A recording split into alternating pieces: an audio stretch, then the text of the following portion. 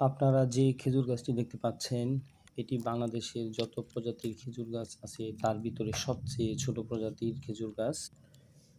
একে বুই খেজুর বা বামন খেজুর বা বন খেজুর গাছ বলা হয়।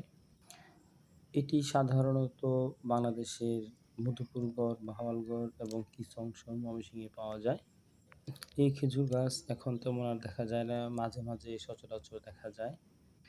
এটি প্রায় বিলুপ্তির পথে। আসুন আমরা এই খেজুর গাছটি সংরক্ষণের জন্য সর্বাত্মক চেষ্টা চালাই। আপনারা দেখতে পাচ্ছেন এই ছোট্ট খেজুর গাছে একটি ছোট খেজুর ধরেছে। যেহেতু এখন খেজুর ধরার মৌসুম, তাই এটাও এই বছর খেজুর দিয়েছে।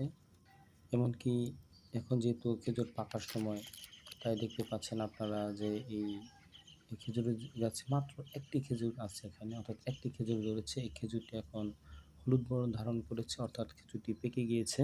বুনি খেজুর গাছে সাধারণত খুব বেশি খেজুর টিকে না, হয়তোবা পরাগায়নের কারণে, এবং এরা যখন থাকে তখন ঝোপ আকারে থাকে, অর্থাৎ একসাথে অনেকগুলো গাছ থাকে।